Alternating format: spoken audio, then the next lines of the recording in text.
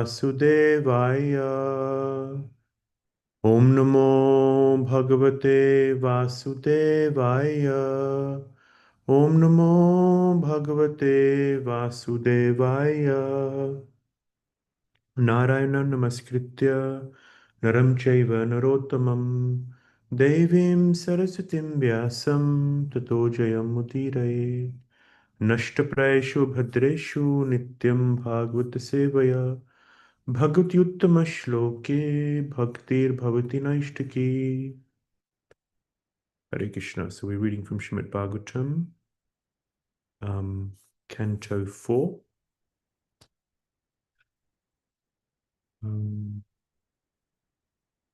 Interesting. Why does it keep showing this?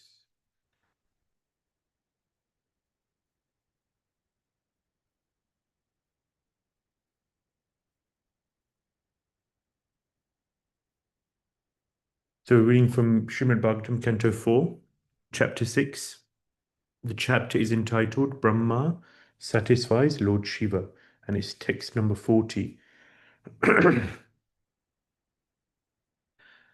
Satupalabhyagatam atmayonim surasura abhivanditan grihi uthaya chakre shirasabhivandanam arhatama kasya yathaiva Vishnu. Translation and purport by His Divine Grace, A.C. Bhaktivedanta Swami Srila Prabhupada Ki Jai. Lord Shiva's lotus feet were worshipped by both the demigods and demons. But still, in spite of his exalted position, as soon as he saw that Lord Brahma was there among all the other demigods, he immediately stood up and offered him respect by bowing down and touching his lotus feet, just as Vamanadev offered his respectful obeisances to Kashyapa Muni. Purport.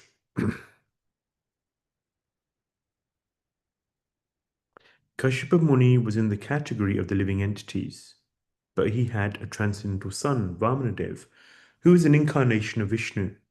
Thus, although Lord Vishnu is the Supreme Personality of Godhead, he offered his respects to Kashyapa Muni.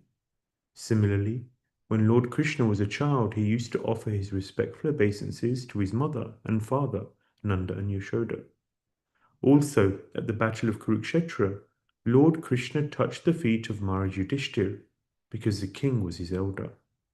It appears, then, that the personality of Godhead, Lord Shiva and other devotees, in spite of their being situated in exalted positions, instructed by practical example how to offer obeisances to their superiors. Lord Shiva offered his respectful obeisances to Brahma because Brahma was his father, just as Kashyapa Muni was the father of Vamana. Mama Jnanatimirandasya Jnananjana Shalakaya Chakshurunmilitam Yena Tasmai Shri Guruve Namaha. Mukam Karoti Vachalam Pangum Langayate Girim Yat Kripa Tamaham Mande Shri Gurun Dinataranam. Jai Shri Krishna Chaitanya Prabhu Nityananda Shri Advaita Gadadhar Shivasadi Gaura Bhakta Vrinda. Hare Krishna Krishna Krishna Hare Hare Hare Rama Rama Rama Hare Hare. So, Lord Shiva here, he sees his father Brahma, who's come alongside the demigods in order to satisfy Lord Shiva, in order to placate him after the very intense incidents which had taken place, which was crowned by the suicide of Sati, the wife of Lord Shiva. But when Lord Shiva sees Brahma, then he pays his obeisances to him. Of course, Brahma is generally Jiva Tattva. Prabhupada explains that there are occasions when there is no one qualified to act in the position of Lord Brahma, when there is no Jiva who has come to the point where they can take on such a responsibility, then Krishna himself may come as Brahma. So we understand that our current Brahma is actually Krishna. But generally, Brahma is Jiva Tattva. And Lord Shiva, he is not Jiva Tattva, nor is he Vishnu Tattva. He's in between. So he's a Tattva of his own, Shiva Tattva. Quite difficult to really get your head around it, but requires some study to grasp the essence. So Lord Shiva is, in that sense, superior to Brahma. However, Brahma is his father, and therefore Lord Shiva, out of respect, gets up and offers his obeisances and touches the feet of his father. I remember when I was young, then I would pay my respects to my parents. Um, and then at a certain point, they encouraged me not to. Maybe they felt uncomfortable, they thought I was too old, whatever it may be. I mean, I was a teenager. But I think it's a very good culture for children to learn to respect. We see that even earlier, when Daksha comes into the Daksha Yajna, his issue was that Lord Shiva did not get up to pay respects. Daksha's daughter was Sati. Lord Shiva was married to Sati, and therefore Lord Shiva was Daksha's son-in-law, like his son. And therefore, according to etiquette, according to Vedic ritual, Lord Shiva should pay respects to Daksha on one level. But Lord Shiva didn't.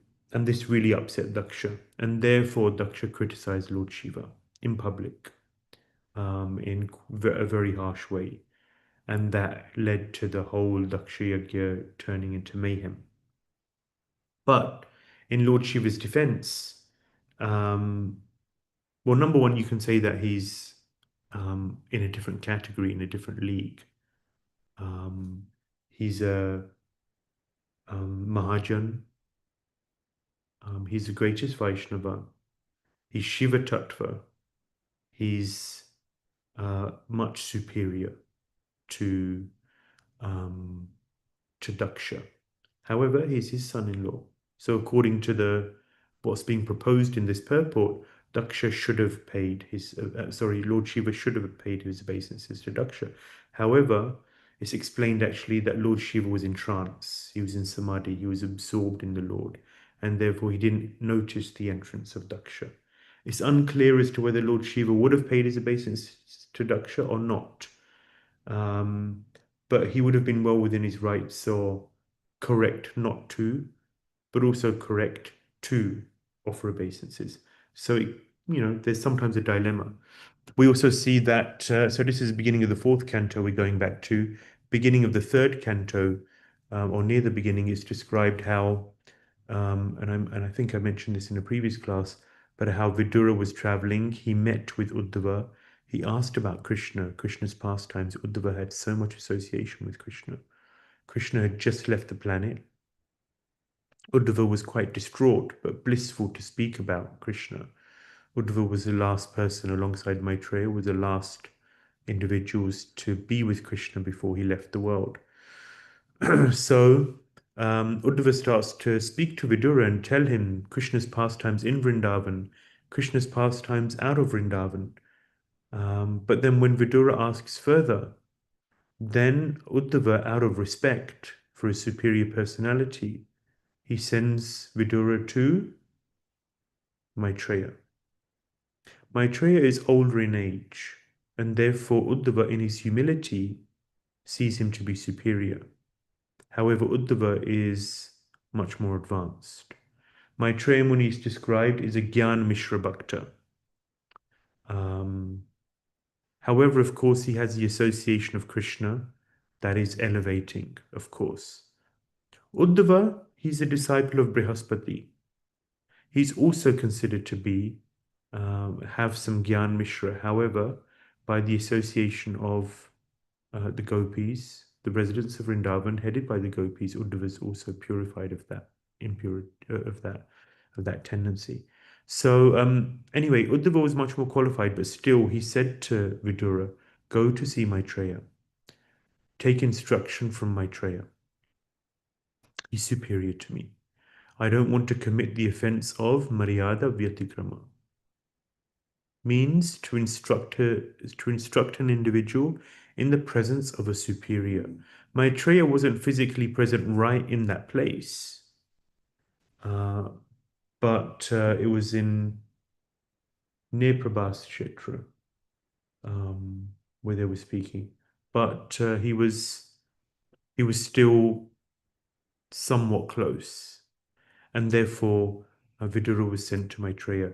This is humility. Number one, this is etiquette. Vaishnava etiquette is very detailed, is very refined. There are many, many elements which constitute Vaishnava etiquette. And it behooves a Vaishnava to learn the etiquettes. What should be done? How should it be done? When should it be done? There are many, many details which dictate the elements of Vaishnava etiquette. Sometimes it can be a bit of a dilemma or competing principles like we're talking about here, and therefore a qualified Vaishnava knows always what to do and how to do. So, but and then another theme, the other theme which really comes up is that Vaishnava culture is based on Vaishnava etiquette. It's a key element, Vaishnava etiquette. And etiquette is based on respect.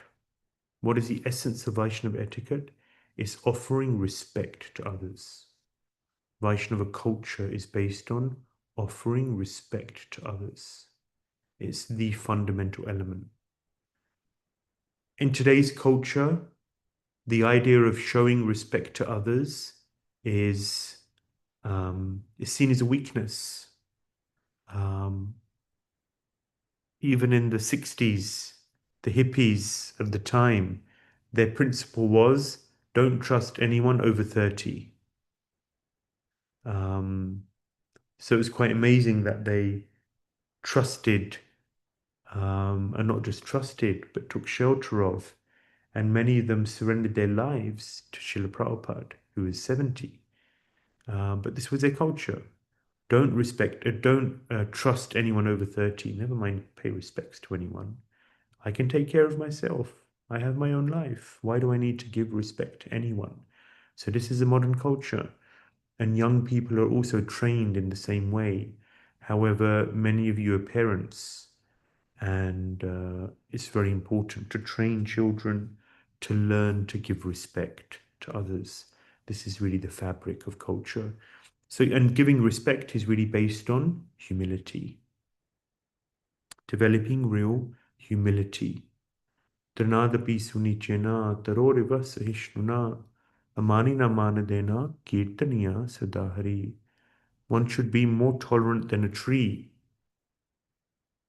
If you take a tree and you steal its fruits, do we ask permission from the tree before we take its fruits? Probably not. If you break its branches, hack it down, what does a tree say? Does it protest? No. It gives shade in the midday sun. Its branches and leaves give shade, shelter. Does anyone really think, thank you so much, Mr. Tree, for giving me shelter, for giving me protection from the midday sun? The tree's giving so much is underappreciated or unappreciated, abused, used and abused often, but it never protests. So more tolerant than a tree, more humble than a blade of grass. A blade of grass is trampled upon. A blade of grass is abused. But what does it do? If you step on a blade of grass, it goes down and then it comes back up. Goes down and then comes back up. So humble like a blade of grass, tolerant like a tree, ready to offer all respects to others. Sometimes in the heart, there may be some enmity or some envy towards a particular person. And it may be due to a particular event, something that's taken place in the past. It may be because um, that person you feel doesn't like you, or it may just be the way they walk, the way they talk. Somehow, what they do, you just don't like it. But to offer respects to that person, that's a real test of humility. That person who you have some enmity towards, to go to them and to offer them respects, or maybe even more difficult, behind their back, to glorify them to others. That really makes the heart humble. So to offer respects to others and to expect no respect in return. To expect no respect in return. I don't want to be respected. I don't need to be respected. For that, one really requires a depth of consciousness. One requires to be emotionally fulfilled. Often, the ego will be crying out for respect, to feel valued, because there's something inside. There's an emotional gap. There's an emotional hole which needs to be fulfilled. And therefore, having strong relationships and ultimately having developed a connection with Krishna and feeling fulfilled in that relationship will support a devotee to not need anything further, to not need external recognition and external validation and respect and honor in the external world, because I have my relationship with Krishna, and therefore I don't need looking for anything on the external platform because I'm fulfilled. So these four things are really something to meditate on: to be humble like a blade of grass, to be tolerant like a tree, to offer all respects to others, but to expect no respect in return. Srila Kaviraj Goswami in the Chaitanya Charitamrita, because Adi Leela 17, he explains how a Vaishnava, should uh, take this verse, Trinadapi Sunichena, and string it on the thread of the holy name. So if you imagine it in your mind's eye, the thread is the holy name, and you take this verse and you put it through the thread of the holy name. So this is a verse which, and what does it say at the end? Amanina maninena kirtaniya sadahari. If one can imbibe these qualities, or the more we imbibe these qualities in our life, then ultimately, kirtaniya sadahari, we can chant the holy names of the Lord constantly. Have you ever had the experience where the holy name is just going, it's going, it's just rolling off the tongue automatically? There's no endeavor involved. When one's really received the holy name, from the holy name is dancing on the tongue, sometimes it says in Shastra. When one is in a humble state of mind, then in such a state of mind, one can chant the holy names of the Lord constantly. So this is the qualification. When Raghunath Das Goswami he was in Jagannath Puri, he had escaped from home, left all of his wealth and opulence, his family and his wife.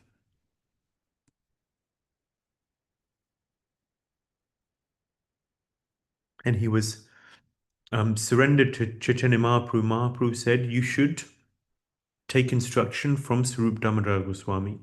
So Raghunath Das Goswami became known as Swarupera Raghu. And but he was shy, but he wanted to receive some direct instruction from Sri Chaitanya Mahaprabhu, some guiding instructions. We all find it so inspirational. We may have Shiksha Gurus, and they play a very important role in our lives. Often, and this has been a discussion going on in ISKCON for 30 plus years, that often Shiksha Gurus are undervalued. They put so much effort and energy into devotees' lives, instructing them and guiding them day to day, and but they don't receive enough honor, respect, and service. The Guru comes, Diksha Guru comes, the initiating spiritual master comes, and devotees are very enthusiastic, very surrendered for those few days, but maybe not enough to the Shiksha Gurus. This doesn't deplete or minimize the role of the Diksha Guru, but it's elevating the role of the Shiksha Guru. So, yeah, Swarup Damodar Goswami was Raghunath Das Goswami's Shiksha Guru, but Raghunath Das Goswami still wanted some instruction from Sri Chaitanya Mahaprabhu. A few words, a few words. So Mahaprabhu said, okay, Swarup Damodar Goswami is your Shiksha Guru, but if you want to hear some words from me, then here goes. So then what did Mahaprabhu say? He says, Balana Kaibe, Balana Paribe. Eat simply, dress simply, and be humble. He told him, just be humble. And in this state of mind, meditate on the pastimes of Radha and Krishna. It's various other instructions. Don't read too many literatures. It'll confuse you. So, meaning sometimes devotees read so many other literatures from the outside world, whereas we have a wealth of insight in our books within our society. So to focus one's mind. But the point I'm making here is that he told him just be humble. Be humble and meditate on the pastimes internally of Radha and Krishna. So this was Mahaprabhu's instructions. When Mahaprabhu saw Rup Sanatan, they came in front of Mahaprabhu with straw between their teeth. They took a bit of grass between their teeth and they came in front of Mahaprabhu and they surrendered to him. They paid dandavats to him and they gave Mahaprabhu their lives. So then Mahaprabhu says in one verse, he says, Aaj hoiti tumhara naam Rupa Sanatan, Dainya chari tumhara dainya fate moraman. He says, from today, your names will be Rup Sanatan. Before they were called Dabir Khas and Sakir Malik. But at this point, Mahaprabhu initiated them. He gave them names. There weren't many devotees around. There wasn't a sacrificial fire necessarily. I don't know whether they attended a yajna later, like sometimes devotees do. When it's online initiation or something, then later they'll, attend a yajna to formalize, consummate the new relationship. But no, they were given names, Rup and Sanatan. And Mahaprabhu says to them that please leave your humility, because this humility that you're exhibiting is breaking my heart. It breaks my heart. They're so qualified. They're such exalted personalities, both materially and spiritually, but they're acting with such humility. So Mahaprabhu is saying, please give up your humility. But actually, he means, I'm so happy. I'm so pleased with your humility. If we want to please Sri Chaitanya Mahaprabhu, there's a few ways that we can do it. And one of them is definitely to exhibit humility. Not just to exhibit humility, to really be humble. And it's so satisfying to Mahaprabhu. Just when we serve the Vaishnavas, when we're genuinely humble, and we conduct ourselves thus, Mahaprabhu is so pleased, and he showers such a Vaishnava with mercy. And one of those mercies is definitely to be able to chant the holy names of the Lord. There are different levels of chanting. There's Nama Parad, there's Nama Bas, and then there's Shuddha Nam. And if one is struggling to chant attentively, if the mind is wandering to so many different places and spaces, then that is Nama Parad. But the endeavor to chant attentively edges one towards Namabhas. But if one really wants to become situated in Namabhas, um, then one must one must be very humble. One must be very humble in one's dealing with the devotees, one's interactions with the Vaishnavas, and in this way, Krishna will gradually uh, give his mercy to such an individual, and the holy name will descend. But we'll speak about that maybe a little more tonight. Thank you, everyone. Are there any questions, comments, concerns, criticisms, complaints? Please accept my humble obeisances, Prabhuji. Hare Krishna. Hare Krishna. Thank you so much for the class. It's the topic of humility, offering respects. There are so many nuances to it, and Srimad Bhagavatam brings out those nuances in many different ways, like how you explained Uddhava giving respects to Maitreya Muni by redirecting Vidura to him. So it's such a thing. There's a lot of appreciation for Srimad Bhagavatam in that way.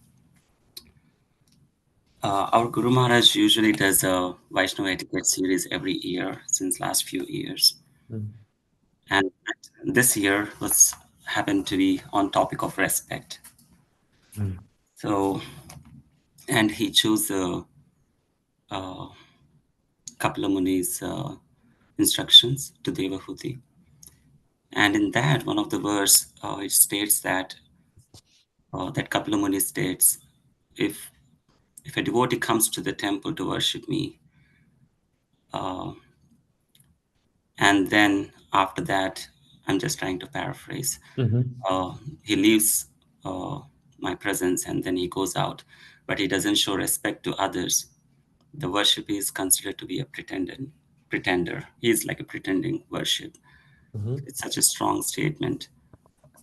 Oftentimes we come to the temple to see the Lord and worship him, but the same consciousness is not there when we go out of the temple.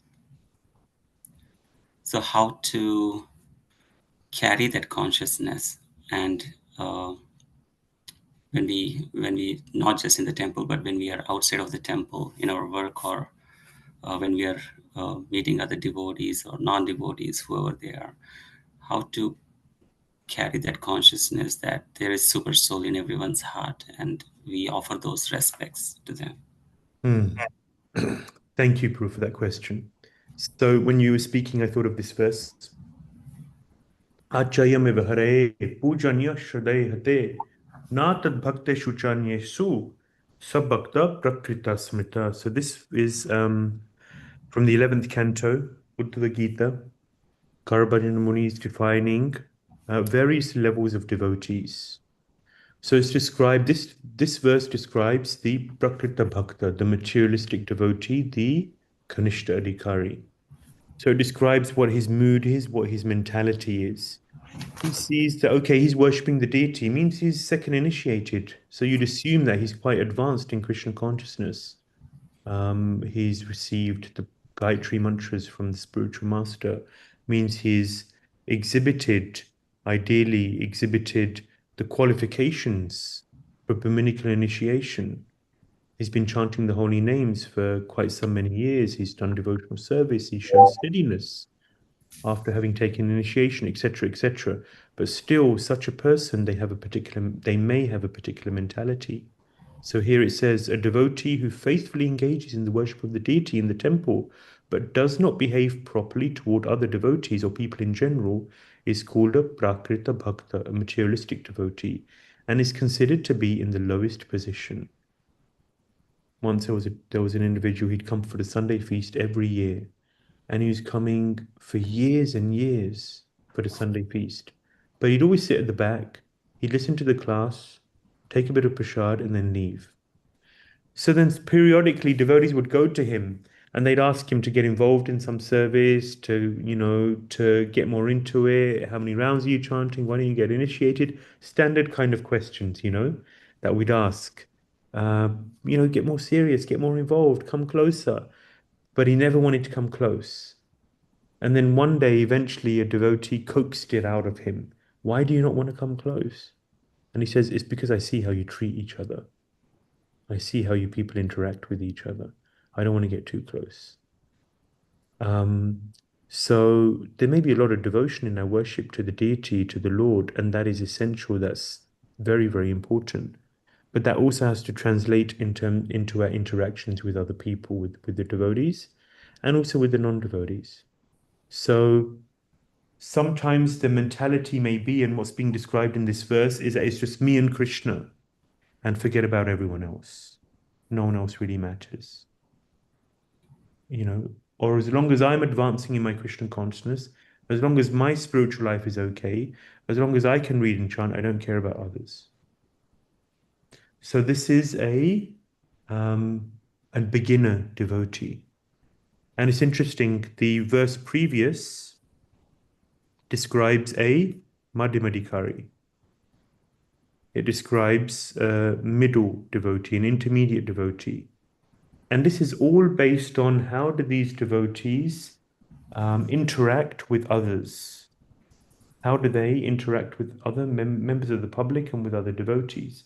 So this verse explains Ishvara daddatineshu balisheshu dushatsu cha prema maitri kripopeksha yakkaroti samadhyama. So let us see the translation.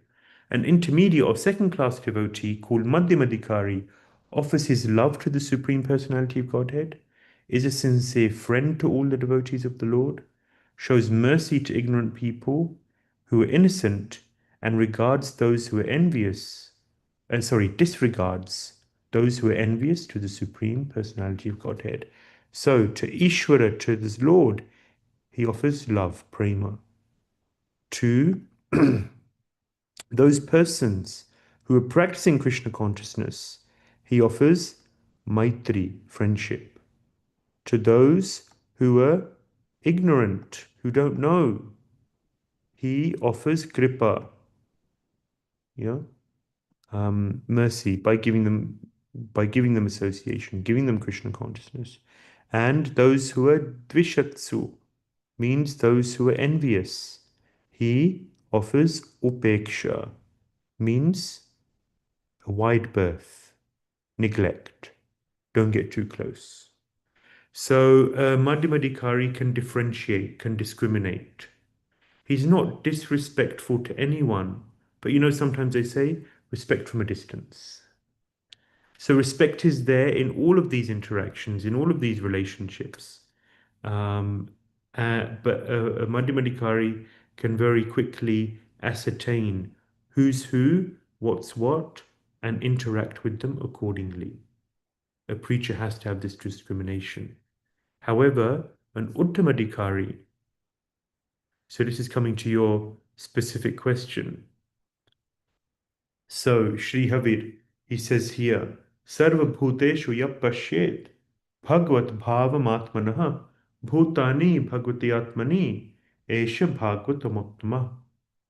Sri Havari says, the most advanced devotee sees within everything the soul of all souls, the Supreme Personality of Godhead, Sri Krishna. Consequently, he sees everything in relation to the Supreme Lord and understands that everything that exists is eternally situated within the Lord. So in Uttamadikari, the most advanced devotee, he will see that actually everyone else is a devotee. Everyone else is a part and parcel of Krishna. Everyone is therefore, so this is not Mayavad philosophy, of course, Achintya Bheda Bheda Tattva, we're simultaneously one and different to the Lord. But basically, he sees everyone in relation to Krishna. Everyone is an amsha of Krishna, and therefore he pays respects to everyone. Everyone's a devotee, but he's not a devotee. This is the vision of an Uttamadikari. Vidya Vinaya Sampanne Brahmana Gavi Hastini Shunni Chaiva Swapakecha Pandita Samadarshina. So 518 Bhagavad Gita is described how a man of wisdom, of knowledge, a man who sees the truth, in all humility, he sees as equal Brahmana, a cow, an elephant, a dog eater, and a dog. He sees all of them to be equal because he sees the Lord within. So this is one element or one way to develop this kind of vision, to meditate that Krishna is within every living entity.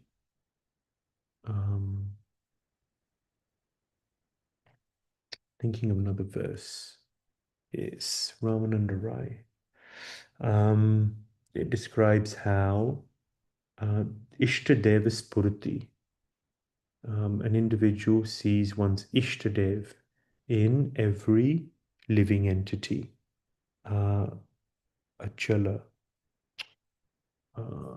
Ishtadeva Spurti. Sorry.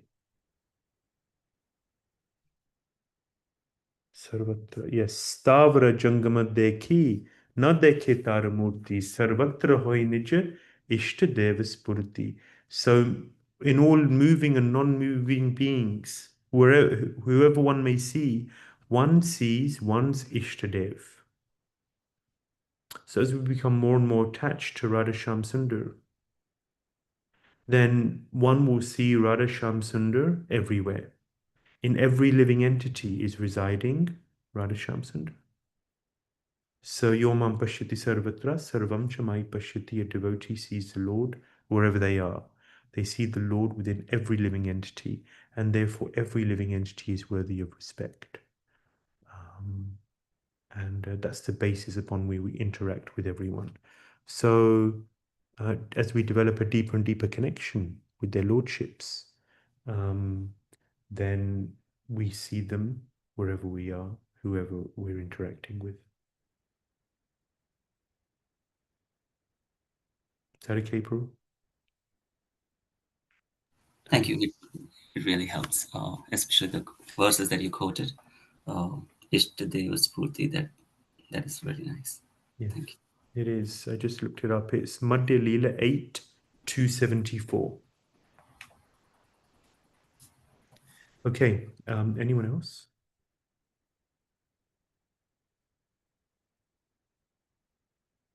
Yes, Vishana Machi.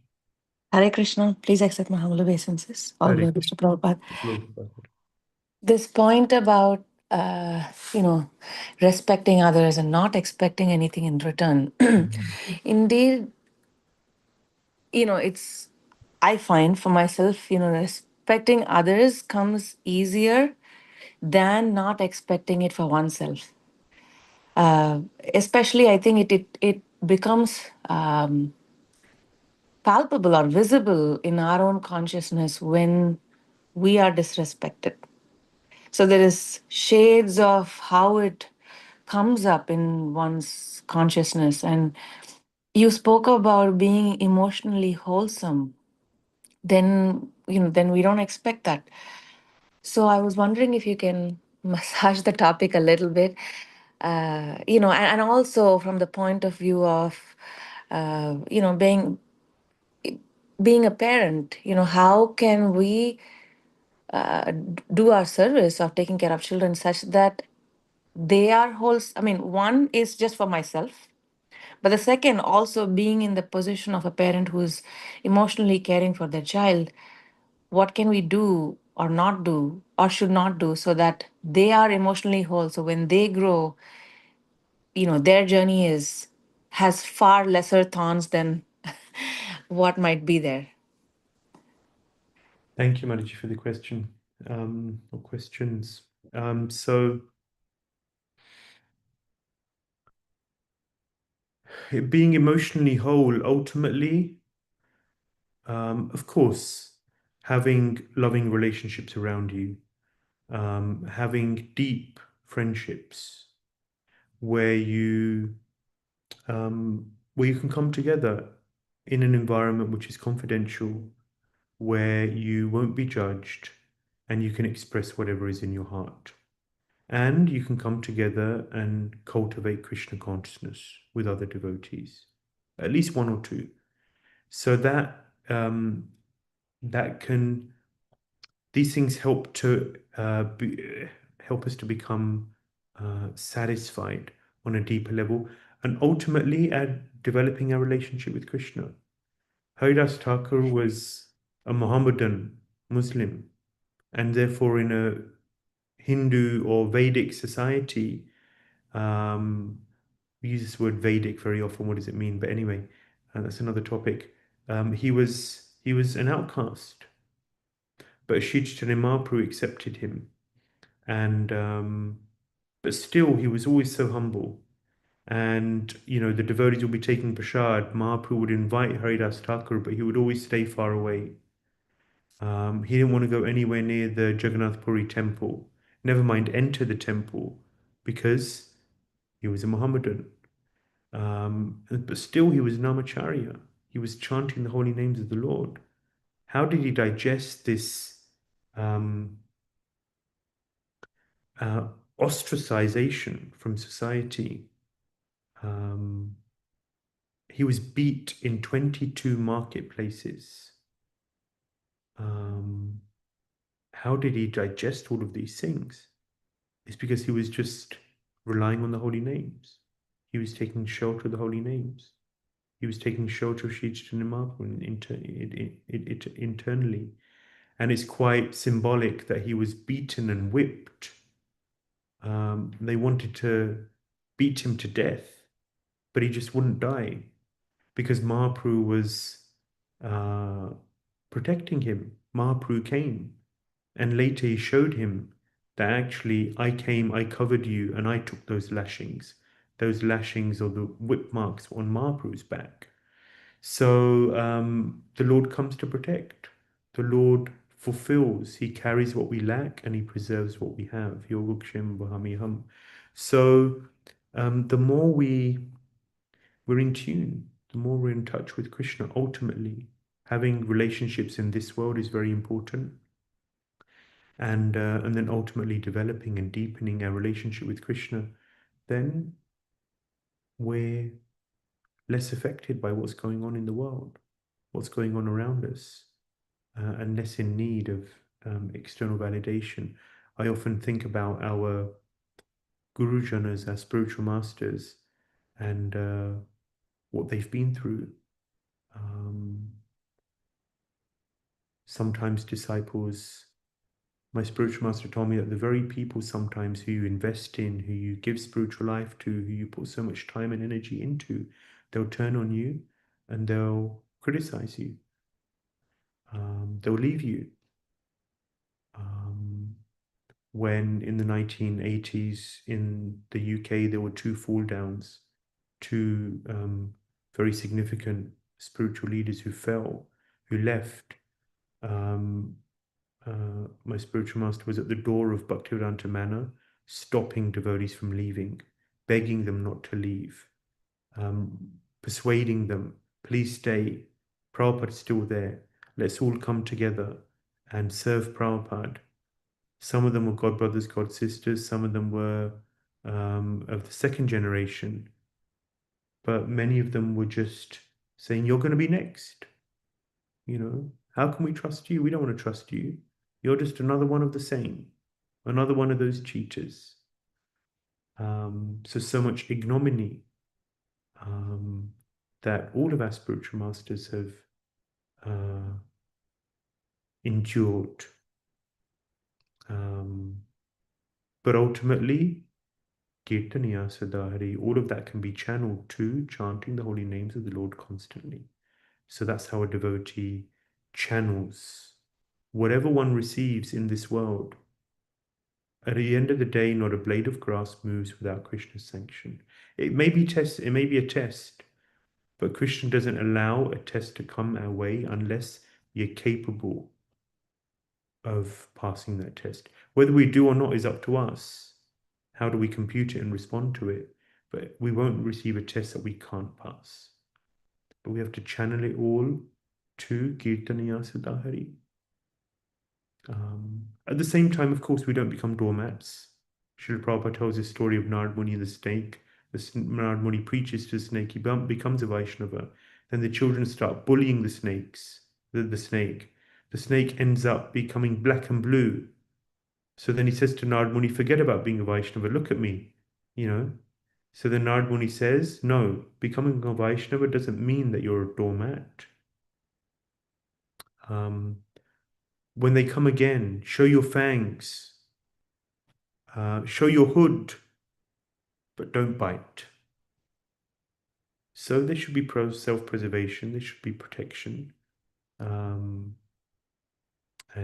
we have limits, but at the same time, allow Krishna's work to be done on our hearts. Squeeze out everything that's unwanted. Pride, anger, envy, illusion, lust, etc., etc. Mataji, what was the second part of the question? Children. Yes, Prabhu. Yeah, children, Chanakya Pandit says, from the age of 0 to 5. So love should always be there. Investing the children, giving them unlimited love is very important. Chanakya Pandit says between 0 and 5, just give them love. 5 to 15, they need training. Training involves correction, discipline, maybe sometimes chastisement. But it's on the basis of love. They know, and you have ample opportunity also to show them love, but training. And then after that, friendship. They need friendship.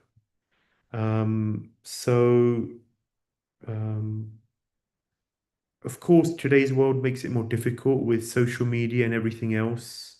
There's so much peer pressure, so much social pressure to be a certain way, to look a certain way, to have certain things, and so on and so forth. It makes emotional stability, wholesomeness, more and more of a challenge. As parents, you do your best by giving them love, loving guidance, and friendship. A few words, Manaji. Thank you, Prabhu. Ladies and gentlemen, thank you for your attendance. Unless there's any other burning questions, we'll stop there. I wish everyone a wonderful Radha Shyam Sundar conscious day.